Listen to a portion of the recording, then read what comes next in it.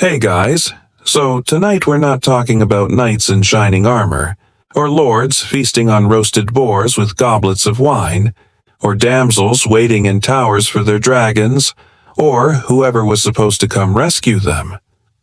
No. Tonight, we're going to talk about the actual people who kept castles running. The jobs that were smelly, boring, or just plain weird. The people history books usually forget because, let's be honest, nobody wanted to write a poem about the guy who cleaned the toilets. So go ahead, settle in. Dim the lights, fluff up the pillow, let your phone screen get nice and dim. Tonight's story is not about glory. It's about medieval maintenance workers, the unsung, unwashed heroes of castle life.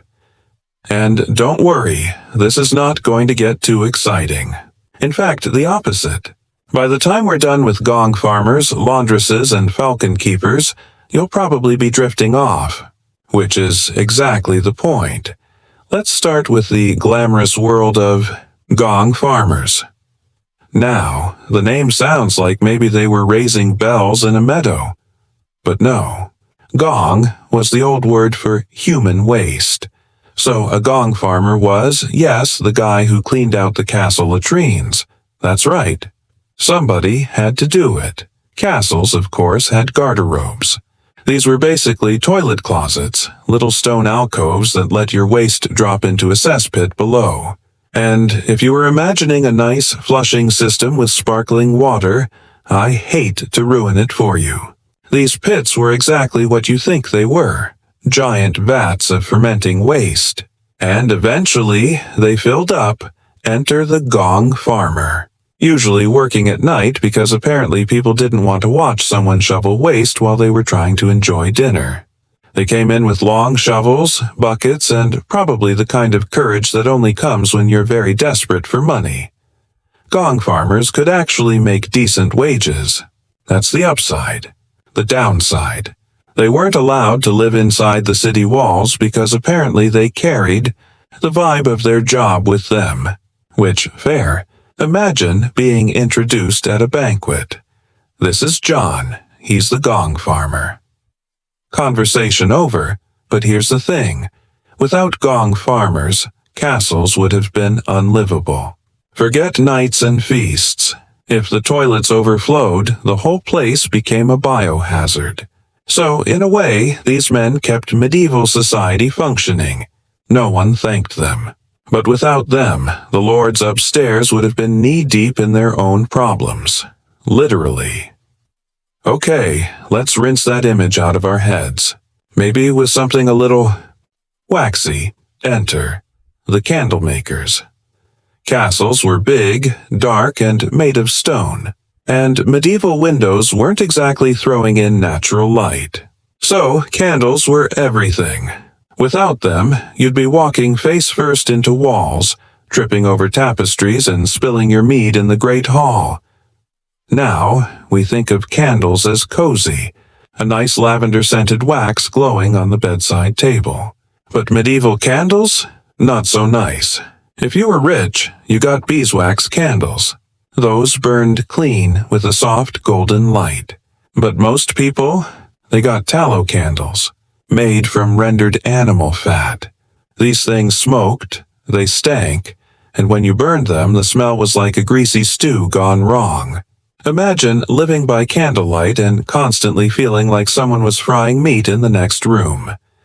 Candlemakers had to render fat, pour molds, and cut wicks. It was smelly work but vital.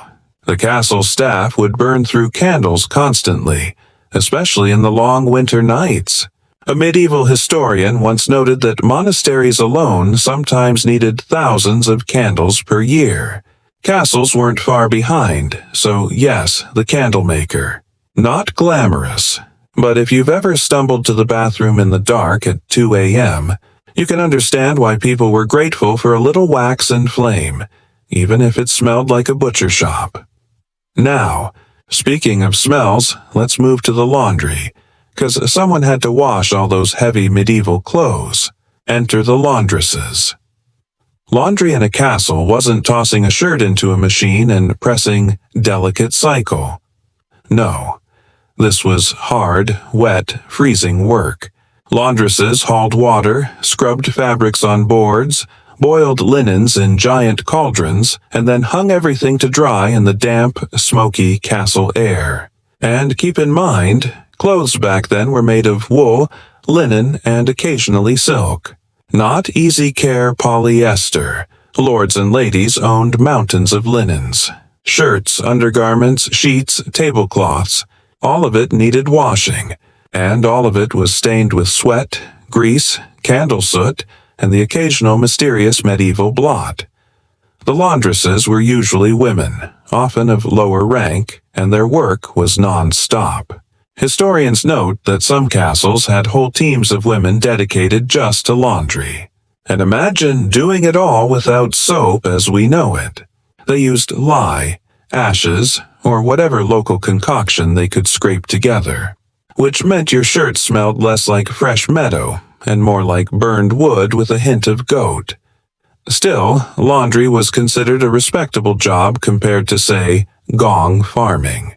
So there's that. Now, let's glide gently to something slightly more elegant. Falconers. Unlike the other jobs, falconry was actually prestigious. Training birds of prey for hunting was a status symbol for nobles.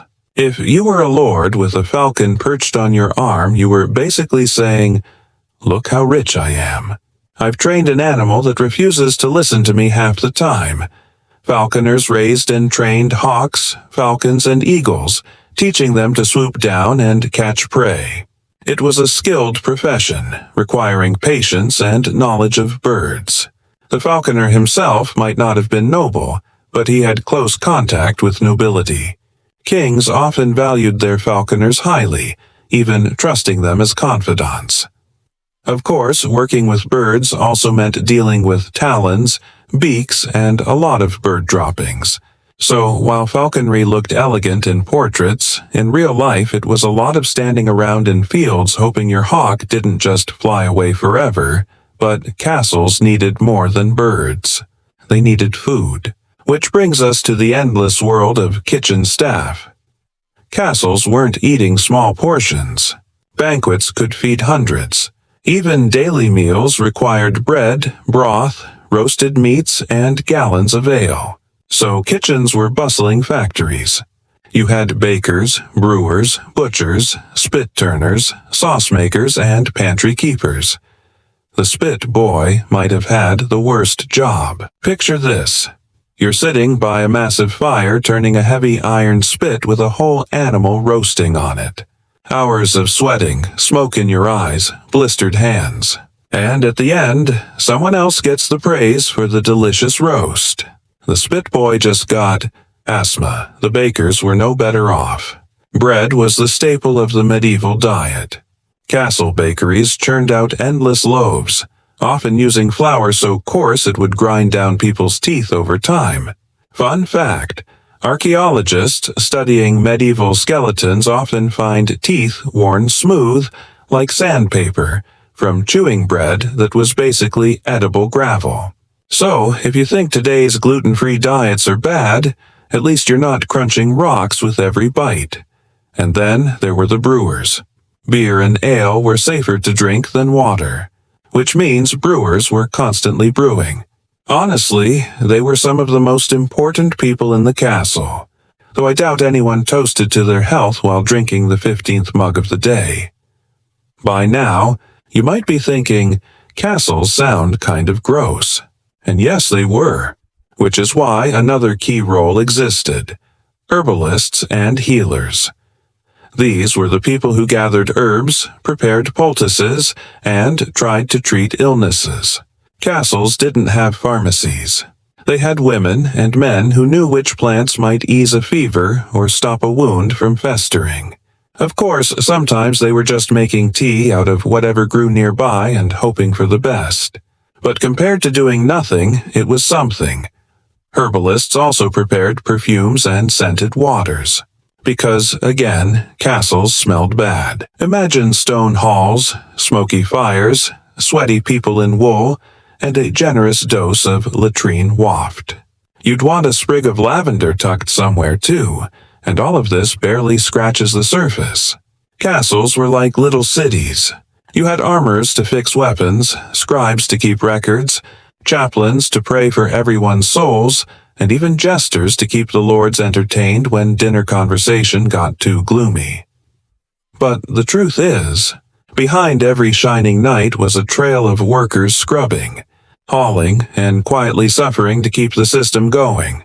They didn't get songs written about them. They didn't get painted in grand portraits. But without them, the castles we imagine today would have collapsed into chaos and filth within a week. So next time you picture a medieval fortress, don't just imagine the banners and battlements. Imagine the gong farmer with his bucket, the laundress with raw hands, the candlemaker wiping grease off his apron, and the spit boy coughing by the fire. They were the real backbone of castle life. And now, as the candles burn low in our own little modern castles, let's drift a little further into the world of forgotten medieval jobs. Because there is still a lot more to meet,